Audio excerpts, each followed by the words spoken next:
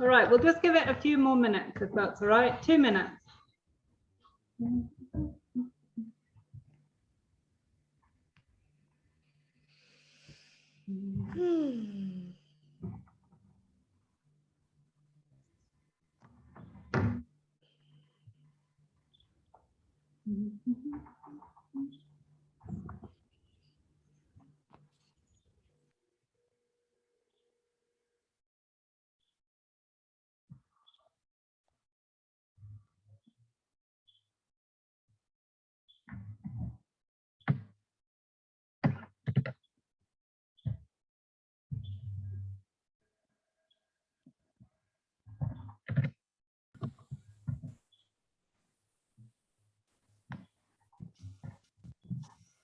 All right, well, I'm back.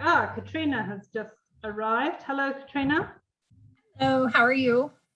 Good, thanks. How are you? Good. I'm gonna try the video again, but my bandwidth may get wacky. All right, well, I think, Katrina, you have sent me a photo, haven't you? So I was just saying that. So welcome, everyone. I did. Oh, yeah, I did get that one. Maya, I got. Ines, I haven't got. Cornelia, I can't remember. Caroline, I haven't. Ricky sent me. Kushnam, you haven't. Right, so today, because we do have to kind of get started because there's so much to discuss. For those of you who missed the introductory meet and greet, if you do want to just post something in the comments box on that page, you're more than welcome, but you don't have to. But for now, if we start with this topic, there must be no losers if conservation is to work. So it sounds like quite a simple topic, but first off, what do we mean by it working? And this is something you're going to come across later. How do you measure success? Because success from a donor's perspective is very different from you as a manager of a conservation initiative or part of a team of a conservation initiative to a community member who has been dragged into a community initiative. You know, how do you tell that something is working? So if I kind of just go around the room, Kushnam, to start, what would you say you think something would be working? Like if a conservation initiative is working, what would it show? I guess a conservation initiative working would show, well, for example, if your goal is to protect a particular species in an area, then that protection happening in conjunction with it working for the community around that area, and more importantly, it being a sustainable initiative. So something that's gonna keep working. Okay, so the key word there is conjunction. So you might be preserving a species. So let's say we're working with African wild dog and we've got dog numbers coming up, but actually community interaction numbers, so the number of livestock killed, is also increasing. So is that a successful conservation initiative? You know, you feel as a conservationist, yes, I've got my dog numbers up, and the community feels like, well, shit, now we're losing 5 goats a week instead of 1. You know, this is a total disaster. So in conjunction means you have to have all sides feeling that there's a win-win situation. And then you use the word sustainable, and it does come onto this in some of the knowledge modules. I mean, what now is sustainable? Think back 10 years ago when you guys were all at school or when we were learning about sustainability. And now, what is the definition? So Caroline, what's your take on sustainability? You're on mute. Yeah. Maybe it's where the environment is balanced, in that the overall animal kind of perspective is being looked after and sustained, and there's very little poaching or no poaching, and the communities themselves are also thriving successfully. So there's no sort of unhappiness or poverty, really, that kind of overall balanced. But will we ever get to that stage where there's no unhappiness and no poverty? Will we ever reach there? No, because it's going to be a progressive thing and things change as they go on. So you're going to have to keep addressing issues as they come up. But we're then not even nearly there anyway. I don't think. It's sustainable then 5 years, 10 years, 30 years.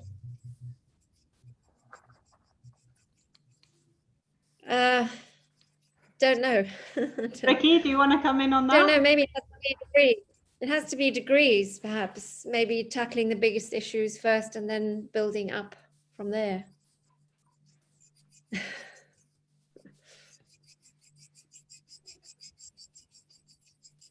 you want me to jump in, you said? Yeah.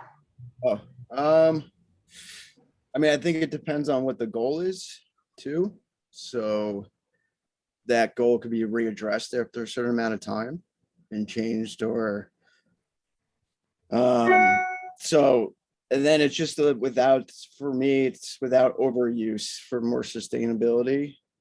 Would be able to something that could be reproduced or an action that can be maintained over time. So overuse is a good point, but overuse then refers to baselines. And if we're going to work off baselines to give us information like when are we overusing something, so what is sustainable use, then what baseline do we go back to the 1800s, to the 1700s? Do we go to 1990 because we happen to have good data then? So, you know, how you know, I remember as a kid growing up here in Kenya, but we used to see widow birds everywhere, dancing on their tails in the grass. We used to walk through the grass and see these circles there. And now I haven't seen a widow bird in maybe 11 years. So, you know, is there sustainable use of the land? Because obviously they're not there anymore, but then the communities are happy because they've got more maize and they're growing their maize in areas where the widow birds used to live. So what is sustainability for the wildlife, for the wild spaces compared to sustainability for the community? Anais? Yeah, well, I think it's a tricky question because it's also really depends on the topic. But I think that when you set up your goal, you have to be really realistic too. And yes, you have to take in account that some people, they will need to use these resources. So you can't go back, like you said, when, you know, 100 years ago, because it's more people now. So yeah, I think it's a hard question because yeah, things are gonna change too. So you have to take that in account. And I would say it's not because your work is working right now that it's gonna be working in 10 years. So yeah. No, exactly. And that's a good point. What works now might not work in 10 years because once again, we've got more humans to deal with because they just keep coming.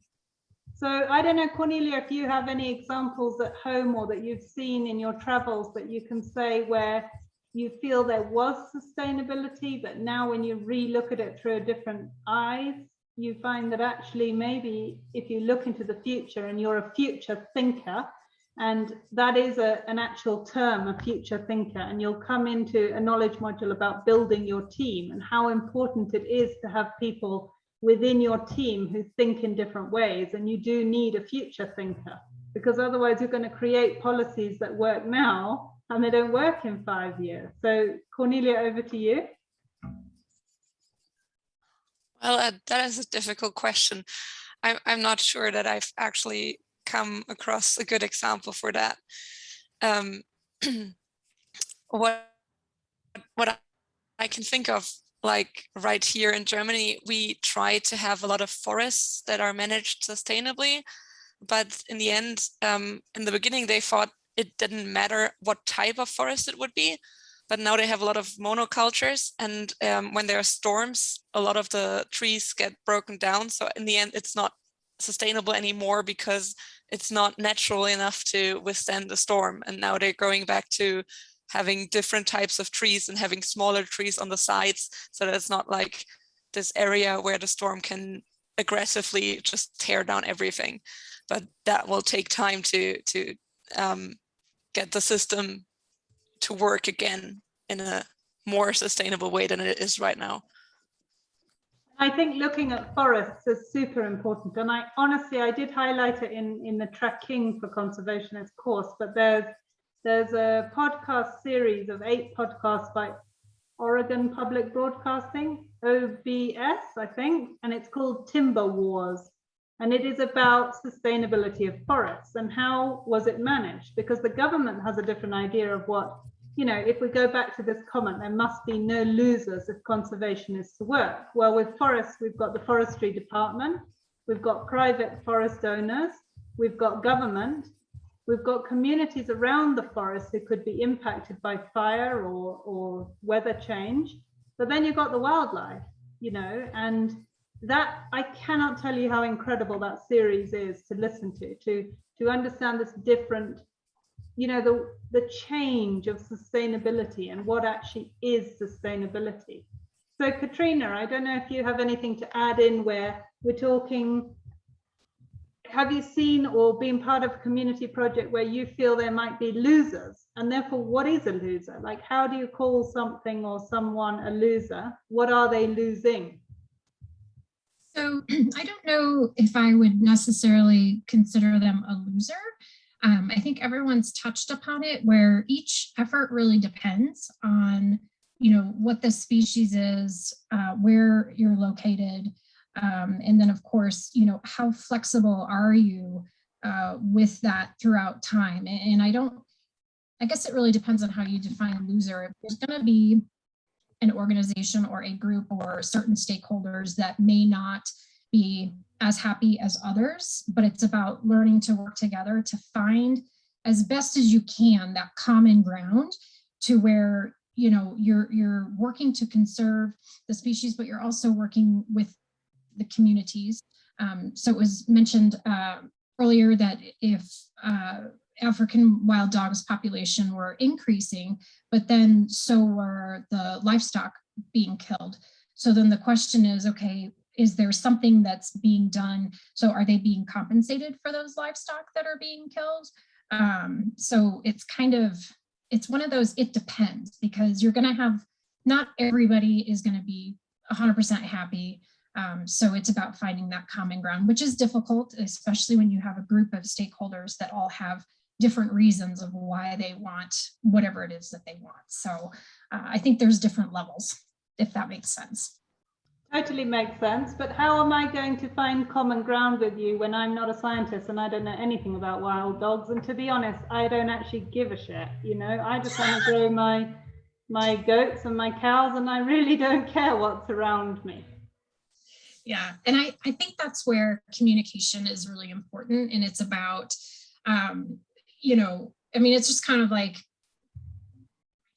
I don't always care about what somebody else does. I'm like, okay, I don't care what you have to do. I just need to know what you need to do so I can do my job. And so that's where having that open communication and trying to kind of whittle away at their I don't care, and trying to, because you also have to understand where they're coming from. I mean, there's more than just their livestock being killed. Obviously, that's their source of income, which is huge. But what else is there? I mean, it could be maybe they have a smaller herd, so they're not able to have as many babies each year, or so it is difficult. But I think it's just about trying to continuously work with them and have those engagements where you're getting all the parties together. And it may not work. And so that's where you have to decide, okay, if this isn't working, then what else could we do? Is there another path that we could take? And it's that thing that I will tell you, when you're working in the field, there are times when you feel you are bending over backwards to understand somebody else's point of view, but that person or that community doesn't even want to begin to understand your point of view, because at that current point in time, it's irrelevant to them. So Maya, over to you. I can see you're dying to have a say. No, I'm sorry, I can't make me be seen. So I just give in like this. I think there not only can be no losers, but they have to be winners. So the importance of all the communication and the education has to be to make the people see that they win. But I mean, winning has its own connotations. If you are going to, and you'll come into this in one of the knowledge modules of managing expectations, If you offer everybody a prize for winning, then the level is too high. And then you end up not being able to provide almost what you've promised through the prize of winning, whatever that may be, like a more sustainable livelihood, more rain because you're planting trees, and then, you know, suddenly the old man in the sky decides not to send rain, and you've done all this amazing forestry work. So you come crashing down in your community project. So is it not better to set your benchmark lower and say there must be no losers, and to say what losing means rather than winning?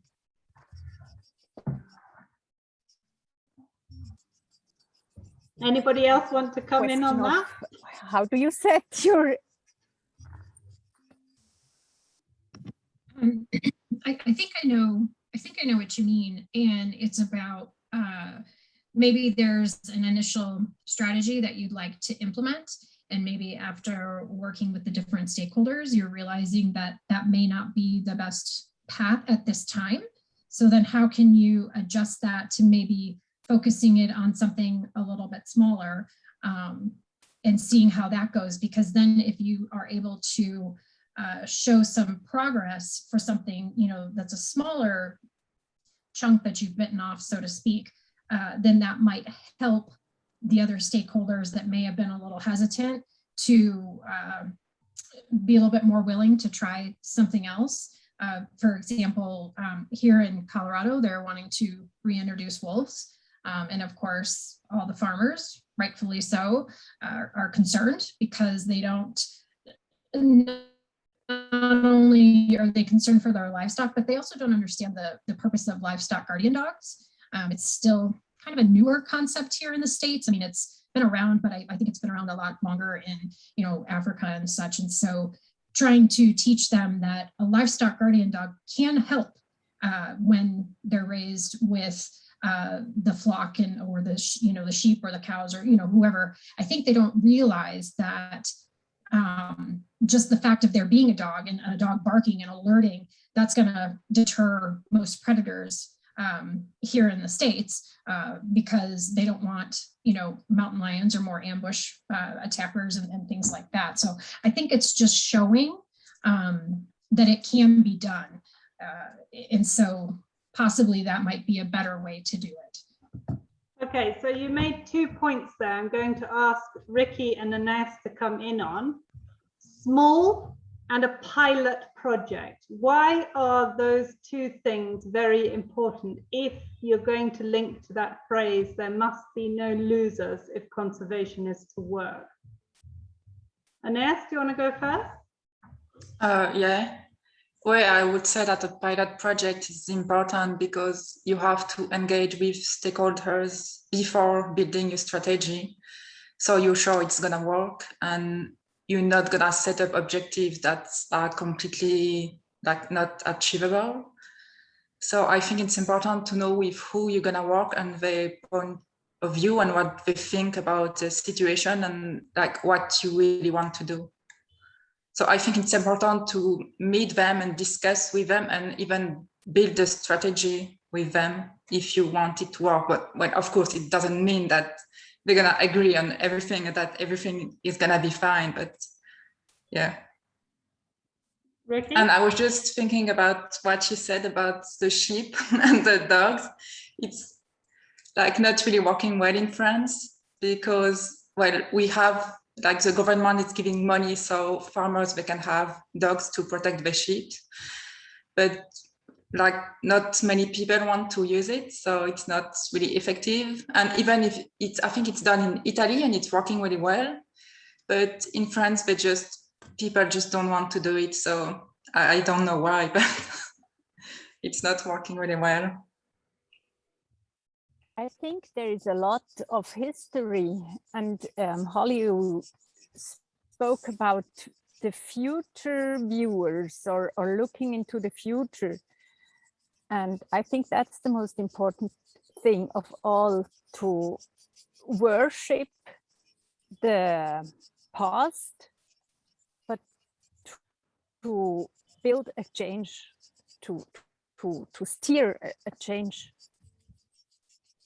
But I mean, this is probably the craziest example I can come up with, but I certainly wasn't there, but I've heard many stories when wearing seat belts was made the law in Italy, and Italians absolutely put their foot down and said, no way, you know, it's going to crease our designer suits, it's going to not look cool. In fact, one of the things you could buy was a t-shirt with a seatbelt printed across it. So surely it is behavior change. You know, how did we get people to adopt the idea of wearing seatbelts for road safety, and yet we can't get people to adopt using livestock guarding dogs, which, by the way, are used quite successfully in Namibia? So yes, Ricky. Yeah, I mean, I was going to use your example too, because I volunteer with the Cheetah Conservation Fund, and their livestock guarding dog program is very successful with the farmers over there, which they use I believe it's the Anatolian Shepherds. But so that, I mean, that's a good example to bring over to like a pilot program. They started off very small, just with a few farmers. I think those concrete examples would help communities go along with a program more so than just going out with any kind of program and just wanting them all to adopt right away. They want to see the success, whether that's just with a few small individuals or not. And like with behavior change, like you're saying, a lot of the issues that come up with the conservation is a human problem.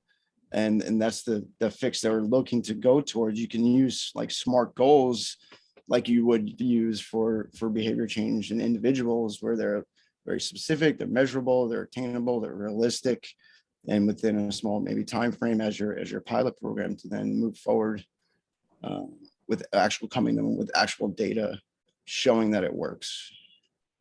Kushnam, you've been wanting to say something for a bit. Oh, well, in response to, well, initially what I was going to say was in terms of the winners and losers, just the idea that I guess, although on one side, you don't want to overcommit and say something like, you know, if you do this kind of conservation, all these wonderful things are going to happen to you. But at the same time, also finding a balance to get the community excited and, you know, have them have somewhat of a reason to participate and join and make that effort. So just to kind of find a balance. In those reasons, and if I go back to what Ricky said with the Anatolian, imagine if you took this successful farmer in Namibia who's got a small holding and he's using an Anatolian sheepdog and it's working. And now you take him to France so that the French can learn off him. Is that going to work? Why? Go, Kushnam. Well, actually, that was actually quite linked to the second thing that I was going to say, which is that there's no like one solution that's just going to fit every single situation. So one reason that it may not work is that maybe French farmers just won't relate to that and won't think that, I mean, they have culture and history and all sorts of other reasons why that might not be something that convinces them to do the same thing. And that is also another reason why you would have like a pilot project, because you don't have a guaranteed solution. So if you have a theory of, if you have a plan as to what you want to work, starting it out in a pilot way, just to see, okay, what worked in that, what can we learn from that to do better before we, you know, have a full scale operation. Caroline, do you want to come in on that? Yeah, I was going to say it's probably a cultural thing. So maybe stick to similar cultures in your pilot projects. But there's no harm in actually demonstrating where one is successful in one country or another country. Yes, and just trying to win people over to be positive and open to things. Yeah, you're more likely to adopt an idea if it comes from someone who's similar to you. So, you know, I'm never going to dream of being the presidentess of America, because I've never met a white Kenyan who's managed to do that, right? So it's just not going to happen. So you adopt things that are people similar to you, or you can understand how they got there. So Cornelia, what do you have to say on it all? Well, I was just thinking, I know that there's quite a few successful pilot projects on how to keep animals safe from wolves in Switzerland, which probably should be close enough to for people in Germany and France to look to, because it is a similar culture. But another thing that they did that I think is a really good idea is they tried different methods.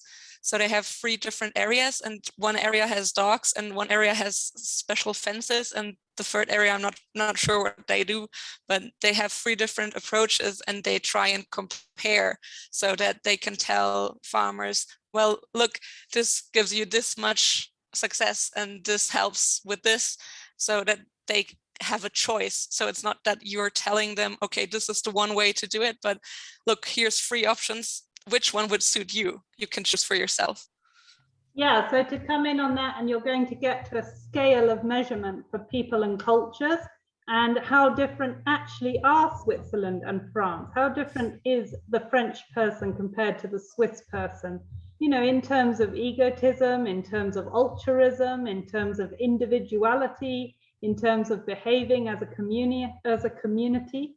You know, there is actually a lot of differences. So you're right, people need to be able to adopt things that they have a choice in doing and that they can manipulate to fit their situation. Ines?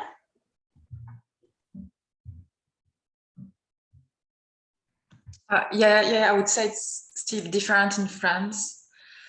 I don't know, but farmers, they like really not happy with the government lately, because, you know, with all companies or industries, they're getting less and less money. So I think when we present them with a solution, their first reaction is just to say no, and then they just stick to it. Some of them use this solution, it's working well, but some of them, they just refuse to do it. And it's been years and years now, and I don't know what's going to happen, but it's a really big problem. Okay, one more thing to finish this. Sorry, Mayan, I will come back to you, but I'm going to say this, is think about the tech industry and how many times different things have, you know, people have tried to introduce different ideas, but society is simply not ready for it. So just because you run a pilot scheme at one time, and that's at a specific time at a specific place, and it fails, and the community does not come together to support, does that mean that that idea simply cannot work in that area? Katrina? You guys can keep your mics on, and then you can interrupt whenever you want. It's pointless for everyone to be trying to put themselves off mute. Just interrupt.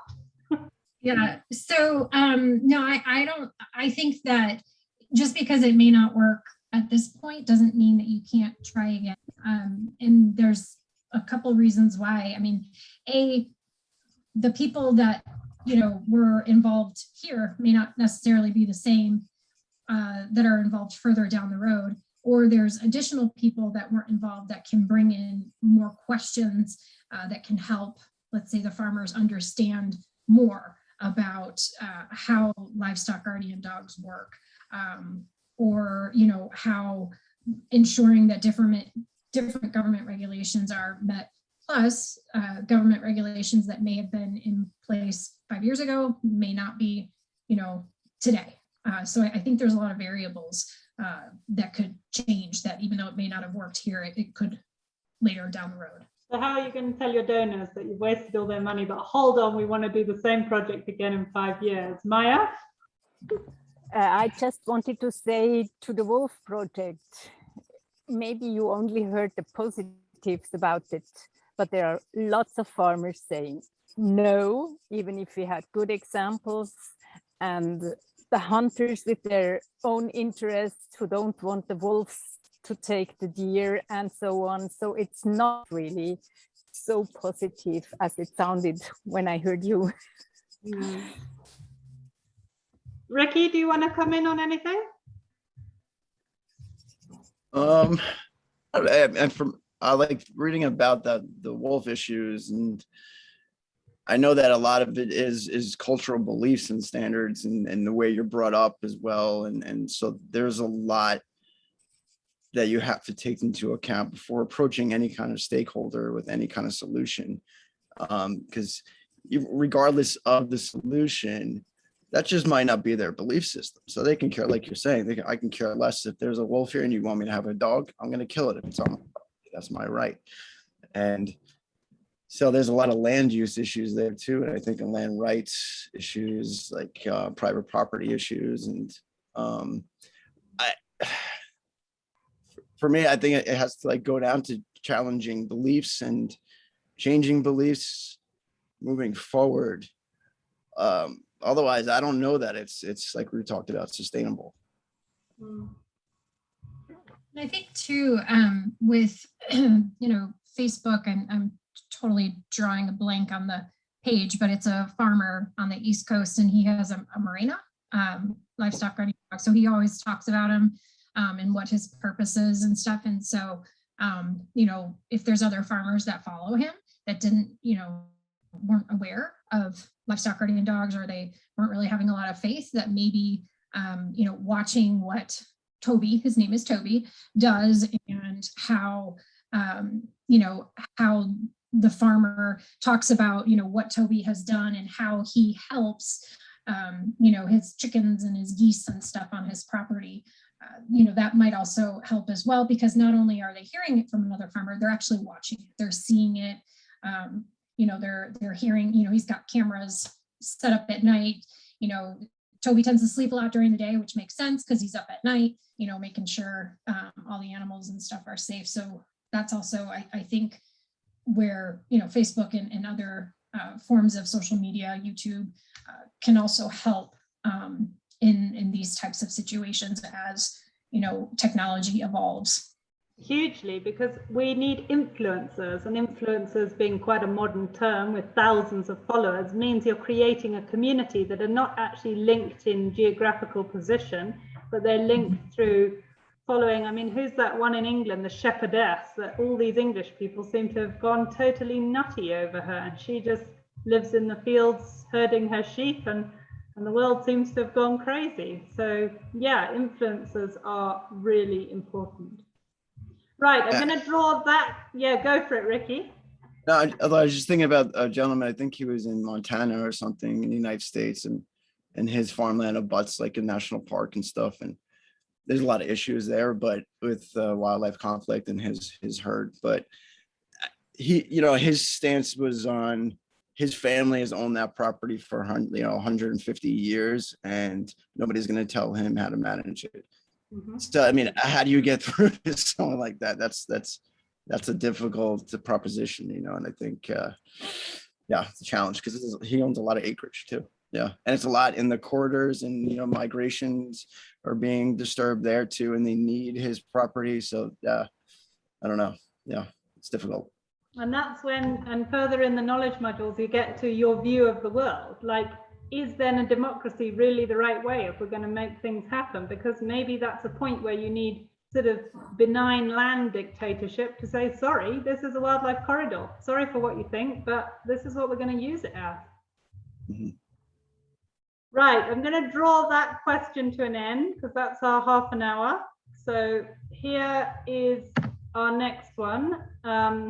Conservation may be your whole life, but it is not the whole life of others.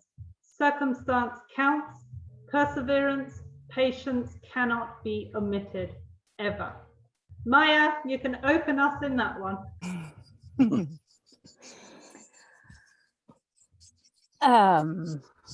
I agree absolutely with the perseverance and patience you need. It's a long-term run, conservation, I think, and it's a subtle way of change you have to go.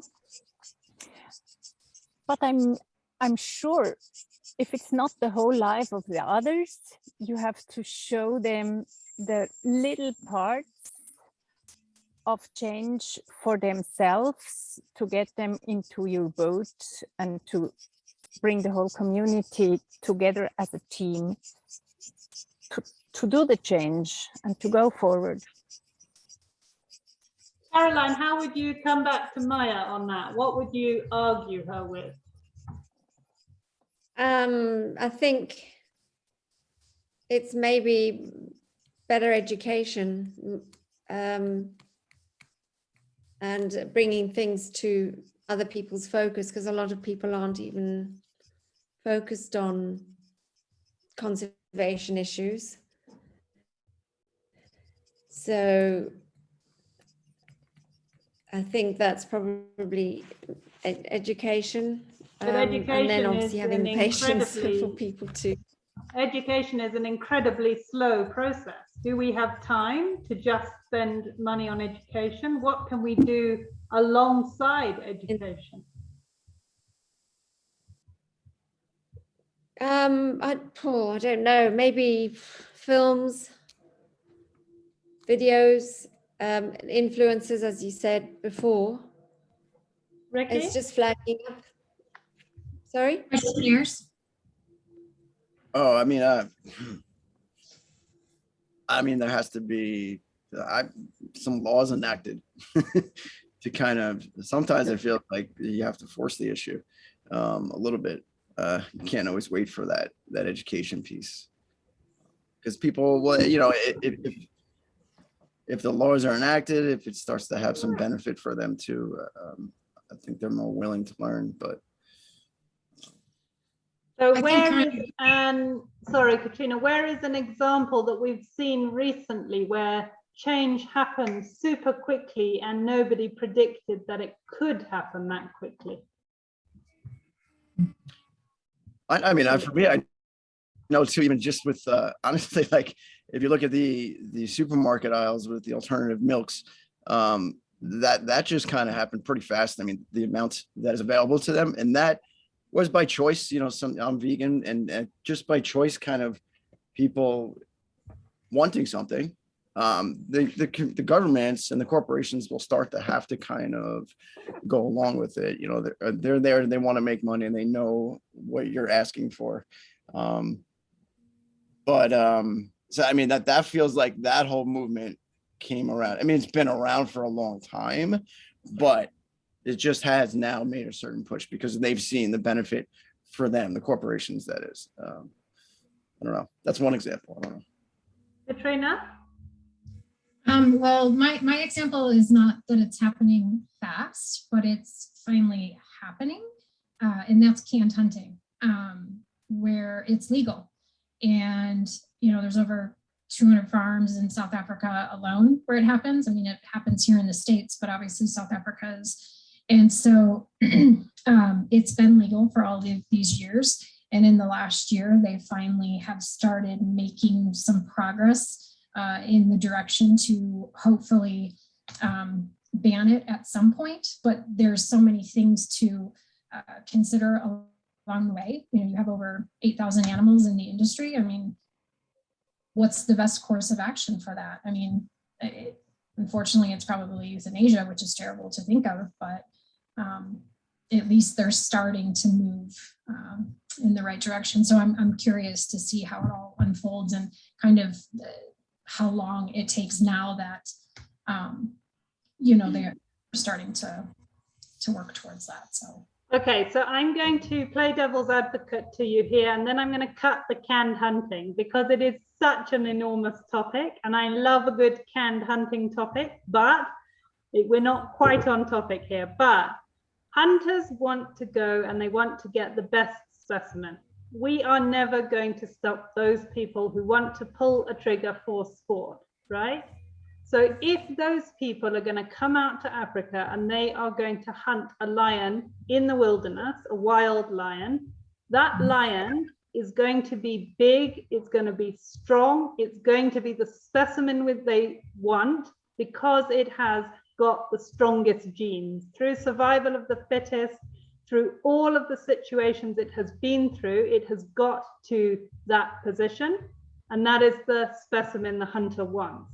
Is it not better that that hunter takes a canned lion, one that has been bred for hunting, so that we are not losing genes from the wilderness? You know, if there were more laws, surely it is better for hunters to take an animal that has been bred, that has no idea of the wilderness, that has not passed on any genes, probably has dysfunctionality within it. Surely that is better than the lion in the wilderness. But don't reply, because we're going to stop on the canned hunting. Caroline, I saw you wanted to say something. Oh no, I was just going to say you've got it. There shouldn't be any shooting of lions, but that's going to be a very long Never going to happen. thing. I'm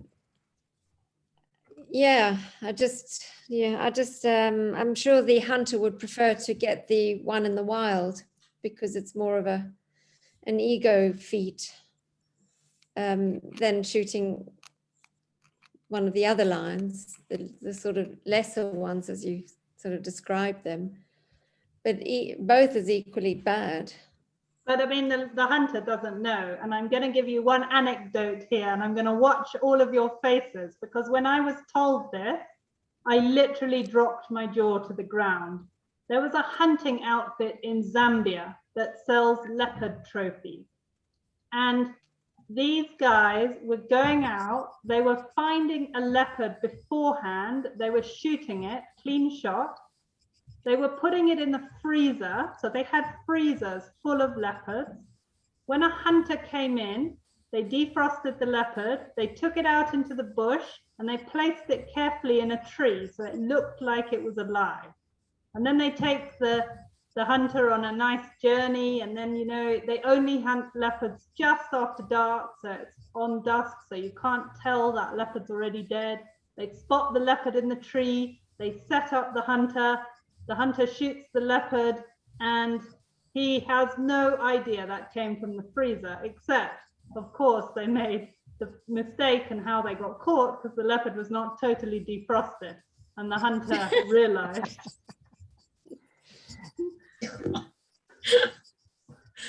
What was the point of pre-shooting and freezing?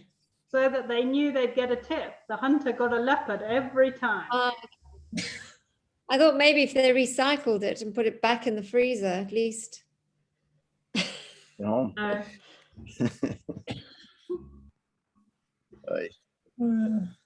Aneth, do you want to come in on this topic of conservation may be your whole life, but it is not the whole life of others?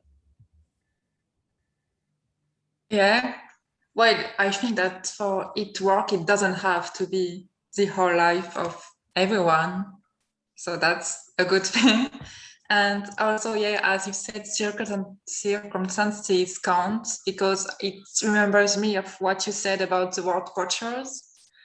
And when it's like, if you want, let's say, to stop poaching of elephants and rhinos, and if you only focus like on the threat poaching, but not on what's driving poaching, then it may not work, because you have like a lot of reason why people could poach. So I think it's really like you have to take that in account, and not only to focus on the threat. And of course, well, you need patience. Who of you has actually watched that knowledge module where I talk about poaching and using the word poacher? Maya, so give us some more perspective here. There are lots of different poaching ways or reasons, as you say, because there is, oh, the words are missing again. It's poaching for your own food because you are so poor. It's maybe, pardon? Subsistence. Yeah, subsistence poaching, thank you. It might be the traditional medicine man who is looking for his medicine basics, and he cannot enter in the national park or in the conservancy, because he's getting fined if he goes in there. So there are many reasons, and it's not that the word poaching is a very difficult or dangerous word. So you can take different words for that, like collecting medicine basics or subsistence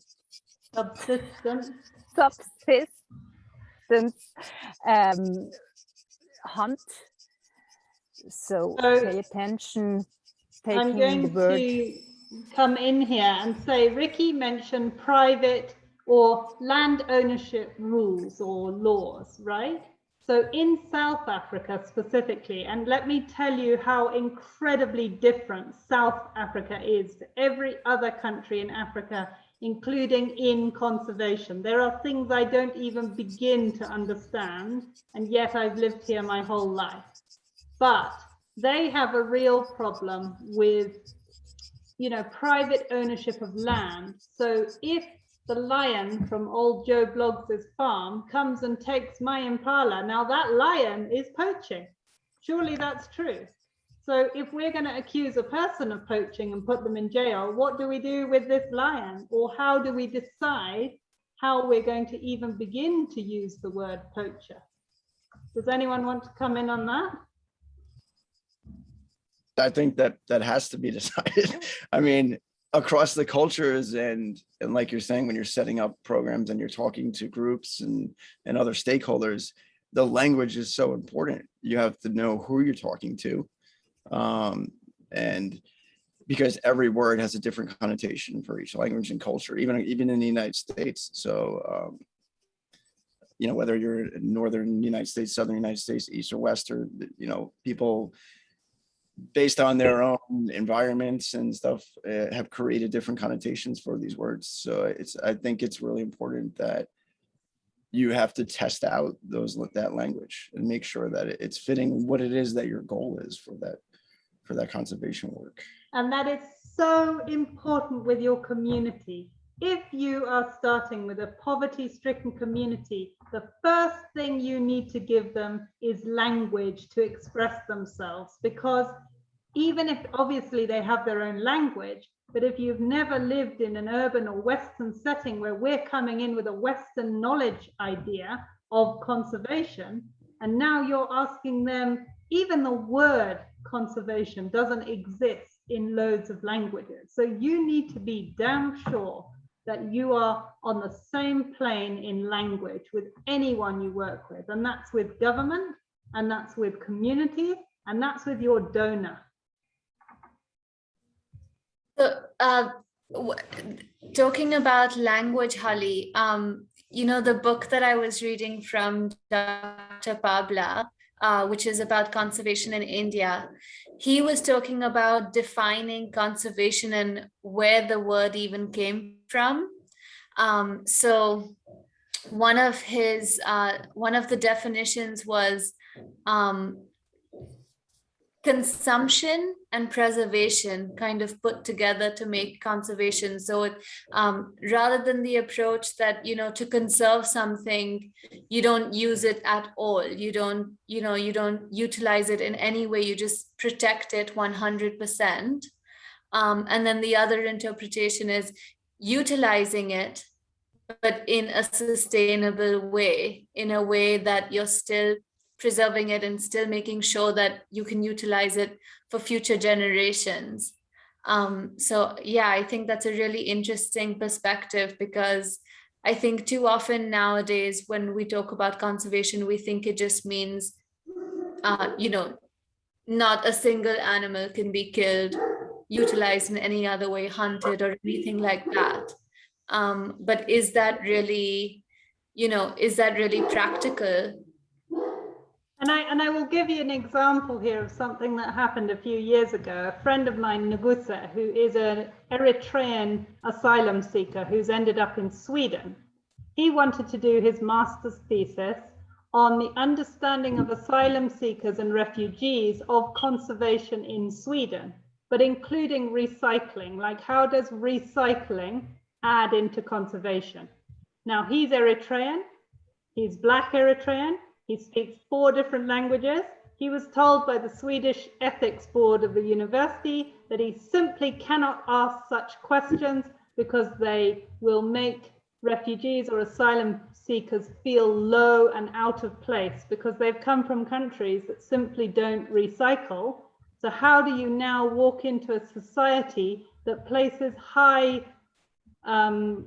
stakes on recycling and properly? You know, your glass goes in a green glass or a white glass, and your paper is clean, and you wash out your jars before you put them in the bin. But if nobody can deal with these problems, then how are we going to even begin to address them? How do we address the word conservation if we can't talk about it between cultures and between cultures who have moved into other cultures because they're refugees or asylum seekers or climate refugees or something? I mean, is it possible to, maybe some people hear the word conservation, so this goes back to what you and Ricky were saying, you know, learning about how to communicate with, you know, different cultures or communities. You know, maybe there's a different word other than conservation that, you know, you could use. I don't know if that's possible, but maybe some people hear the word conservation and they just think, oh God, you know, what's this person going to tell us to do? You know, and they're like, oh, what, you know, and so sometimes they might just automatically tune out when they hear that, you know, where, you know, like you guys said, if you could figure out, you know, possibly there's, I can't think of another word currently, but maybe that might be something that could help with kind of getting your message out. So when you start to work with a community, think carefully what words you're going to use, because you might not even want to go in there and say conservation. It might be a word that's totally off limits. And to get your project started, maybe someone, an outsider, will come in with a view and say, wow, this is an amazing conservation project. But don't call it that then if you think it's not the right word. Don't follow everybody. Caroline? No, I was going to say that, yeah, if you give it a label, it doesn't maybe resonate with the audience you're talking to. So maybe you bring it down to a specific aspect of their life, like losing their goats to the local leopards, and addressing that as a specific issue, daily issue with them, rather than giving it a big label of conservation. You know, instead of killing the leopard, work out a way to address the specific problem. Don't know. I think, was it you, Holly, who said you have to be a very good listener before you are a talker in conservation? And I think that's very important. I hope said that. I heard it somewhere. But I think that's the most important thing, to know the language of the people and not just to come in and tell them how to do it. To listen to their problems and to look together with them for solutions in their words. And I think, you know, you have to be so careful, which is what we're all doing here. And I'm as bad as everybody, and I will continue, because it's almost impossible not to trip over the them and us. Who is them? Who is us? You cannot walk into a community and say, I'm them, or I'm us, you're them. We do things differently. Now let's try and work together, because good luck with getting that to work. And I think it's also showing them that you care about their concerns, which ties into the don't think of the us versus them, because sometimes they might think as well the us versus them, where if you're showing that you're genuinely concerned and you want to understand what their concerns or issues are, and you want to be able to help. So I think that also helps, because, you know, you're showing them that it's not just about you kind of dictating what you want. So I think that also helps as well. Yeah, like Yeah, talking carry on, about- Ricky. When you were talking, I think I just started the knowledge module. We talk about building trust and transactions of trust within the communities. Seems similar to what you're talking about, Katrina.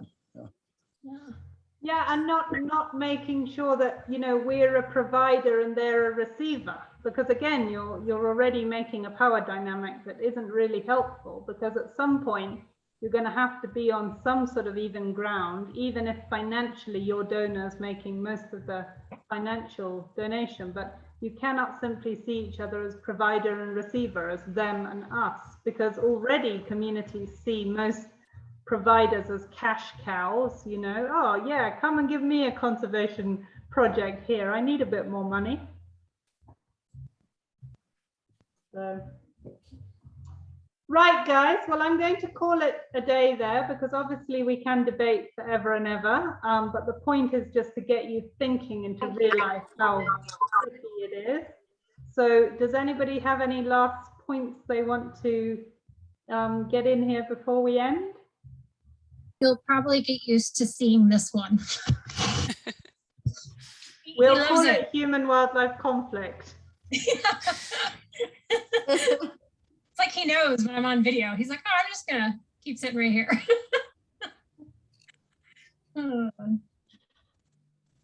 All right, guys. Well, I hope so far things are going down all right and you are feeling like you're covering a lot of stuff, and there is a lot of stuff to cover. We shall see you on Saturday. Now, okay, sorry, one thing before we end. I think this time on a Tuesday works best for everyone, because Cornelia, it was simply you that it didn't fit great with, but you rechecked your schedule. So confirming now, the time we started today on a Tuesday, is that good for everyone?